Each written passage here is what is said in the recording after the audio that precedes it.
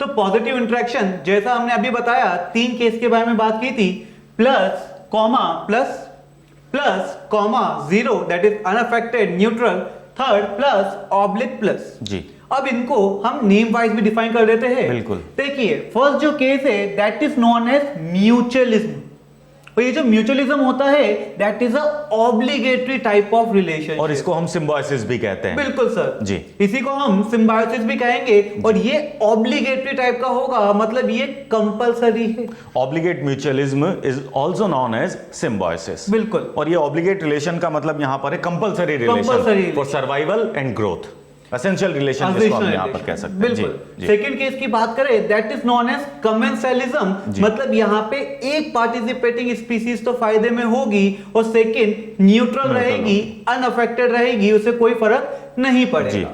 Third case की बात करेंगे दैट इज नोन एज प्रोटोकॉपरेशन जी।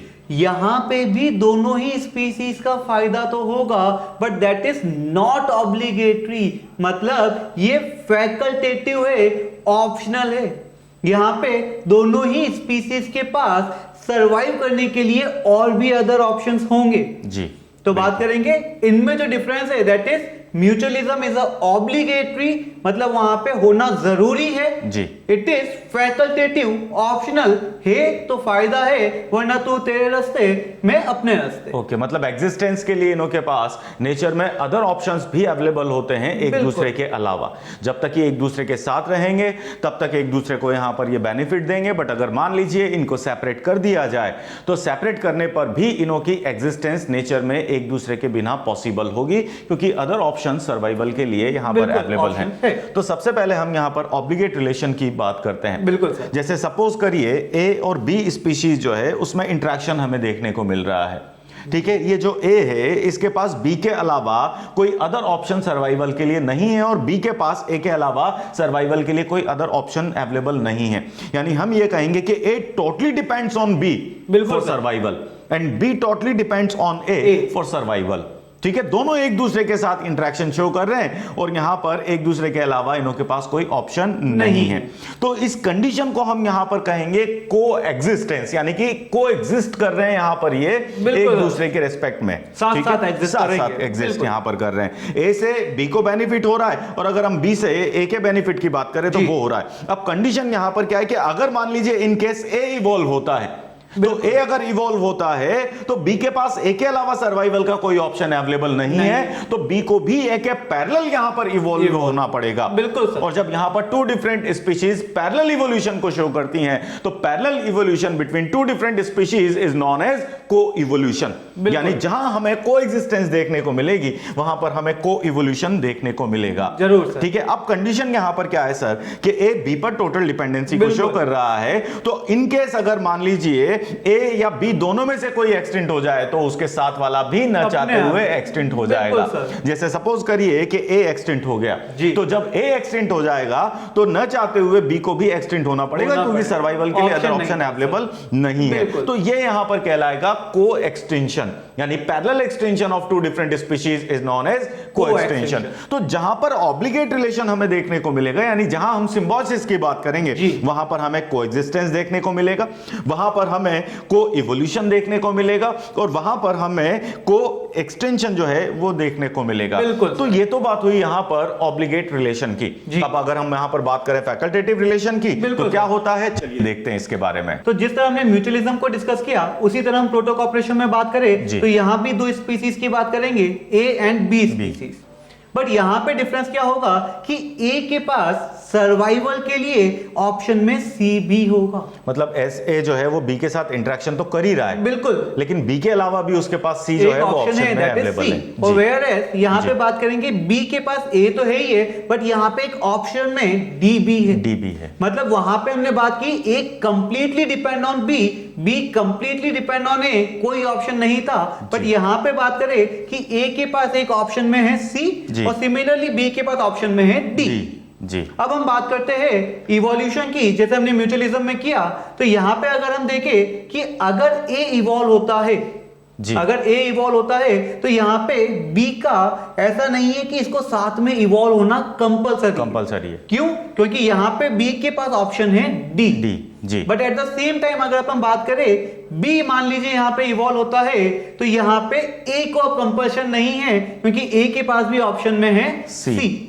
मतलब यहाँ पे आपको कोई इवोल्यूशन देखने को नहीं मिलेगा। मतलब पहले तो क्या हो रहा था कि जब हमने ऑब्लिगेट रिलेशनशिप की बात की थी जी सर, तो ऑब्लिगेट रिलेशनशिप में अगर ए इवॉल्व हो रहा था तो उसके पैरेलल बी को इवॉल्व होना पड़ रहा कंपल्शन था। लेकिन अब कंडीशन यहां पर क्या है कि अगर यहां पर फैकल्टेटिव रिलेशन है और अगर ए इवॉल्व हो रहा है तो बी इवॉल्व नहीं होगा। क्यों? क्योंकि बी जो है वो ए को छोड़कर डी पर डिपेंडेंसी को शो कर देगा। डेफिनेटली। और अगर मान लीजिए बी इवॉल्व हो रहा है तो बी जो है वो यहां पर जैसे इवॉल्व होगा ए जो है वो बी को छोड़ देगा और वो सी पर डिपेंडेंसी को शो करेगा। यानी सर के कहने का मतलब यहां पर यह है कि यहां पर को एग्जिस्टेंस की भी जरूरत नहीं है, यहां पर को इवोल्यूशन जो हो यह भी जरूरी नहीं है, और यहां पर को एग्जिस्टेंस जो है वो हमें देखने को मिले ये भी जरूरी नहीं है। जी सर, दैट इज ऑप्शनल है, फैकल्टेटिव है। वेयर अगर म्यूचुअलिज्म की बात करें तो ये ऑब्लिगेटरी रिलेशन। तो फाइनली अब यहां पर हमें यह ध्यान रखना है कि अगर हम म्यूचुअलिज्म की यानी सिम्बायोसिस की बात करें तो हम ऑब्लिगेट म्यूचुअलिज्म की बात करेंगे।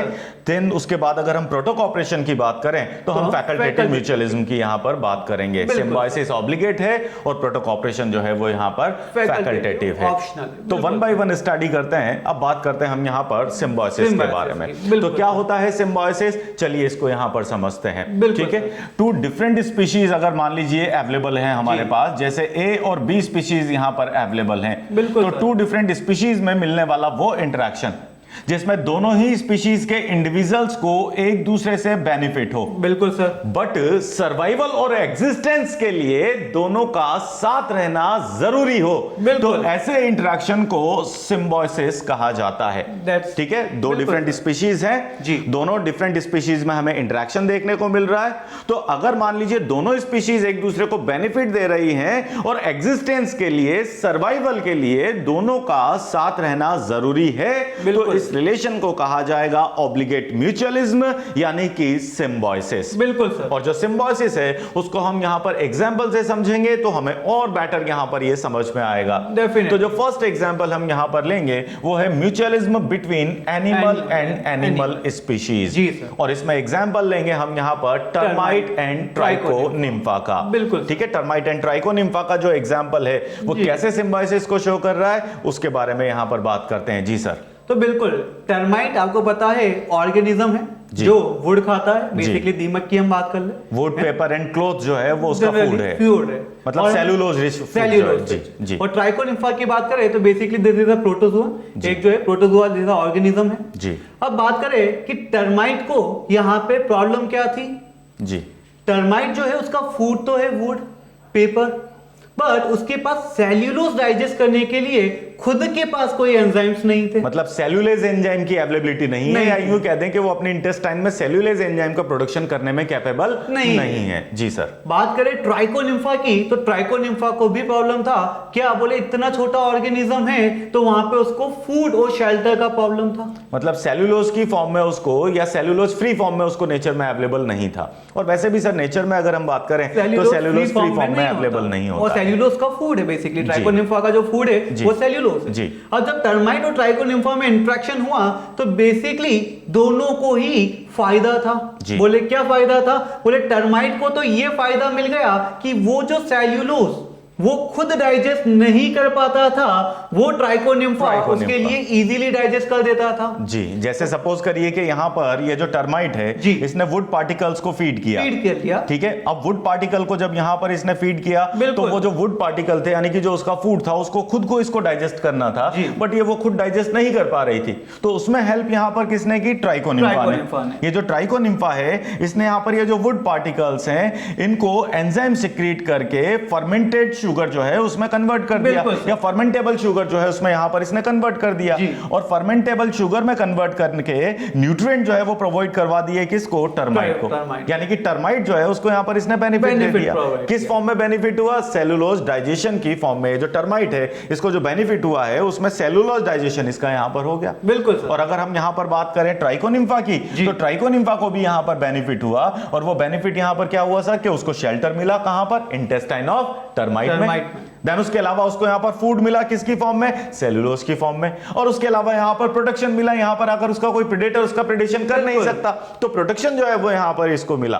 तो दोनों एक दूसरे को यहां पर क्या दे रहे हैं, बेनिफिट दे रहे हैं। अब सपोज करिए कि इन दोनों को सेपरेट कर दिया जाए, तो जब दोनों को सेपरेट कर दिया जाएगा तो टर्माइट जो है वो सेलुलोज डाइजेस्ट नहीं कर पाने की वजह से सर्वाइव नहीं कर पाएगा, और ट्राइकोनिम्फा जो है उसको प्रोटेक्शन नहीं मिलेगा, उसको सेलुलोज की फॉर्म में फूड नहीं मिलेगा, उसको शेल्टर नहीं मिलेगा, तो उसकी एग्जिस्टेंस भी यहां पर रिड्यूस हो जाएगी।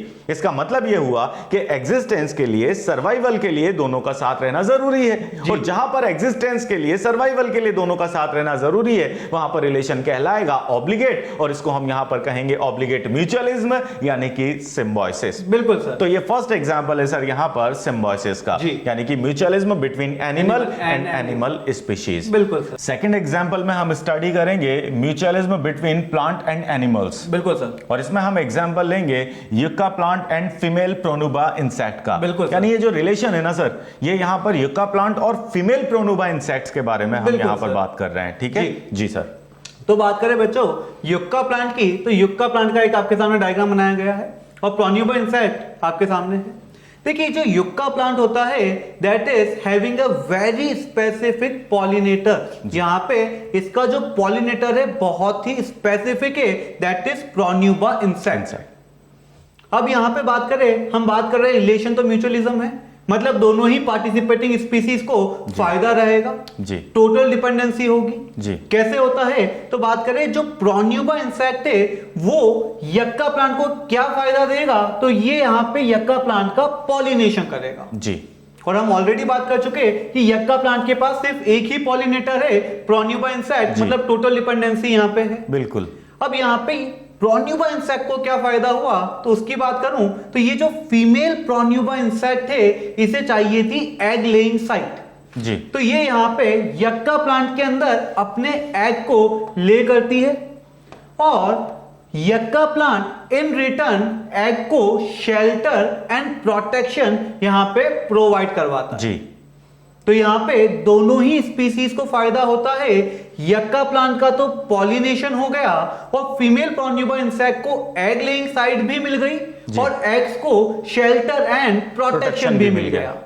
तो यहां पे ये जो रिलेशन है इन दोनों के बीच, that is a mutualism, symbiosis, यानी Symbiosis। ऑब्लिगेट रिलेशन जो है वो हमें यहाँ पर देखने को मिल रहा है। बिल्कुल सर। ठीक है, क्योंकि अगर मान लीजिए अब हम यहाँ पर इनको सेपरेट कर दें, हम यहाँ पर ये जो युक्का प्लांट है और फीमेल प्रोनुबा मॉथ है इसको अगर सेपरेट कर दें तो युक्का प्लांट का पॉलिनेशन जो है वो नहीं हो पाएगा, और विदाउट पॉलिनेशन इसकी एग्जिस्टेंस पॉसिबल नहीं हो होगी। पाएगी। और अगर हम यहाँ पर प्रोनुबा की बात करें तो प्रोनुबा जो है उसके एग्स को शेल्टर भी अवेलेबल नहीं हो पाएगा, प्रोटेक्शन जो है वो भी अवेलेबल नहीं हो पाएगा, यानी कि कोई भी प्रेडेटर जो है वो इसके एग्स का इजीली प्रेडेशन जो है वो यहां पर कर लेगा, तो इसकी एग्जिस्टेंस और इसके सर्वाइवल में भी यहां पर प्रॉब्लम हो जाएगी। तो इसका मतलब यहां पर यह हुआ कि अगर दोनों को एग्जिस्ट करना है, दोनों को सर्वाइव करना है, तो सर्वाइवल और एग्जिस्टेंस के लिए दोनों का एक दूसरे के साथ रहना जरूरी है, और यह रिलेशन है यहां पर ऑब्लिगेट म्यूचुअलिज्म यानी कि सिम्बायोसिस। तो यह बात हुई यहां पर सेकंड एग्जांपल की।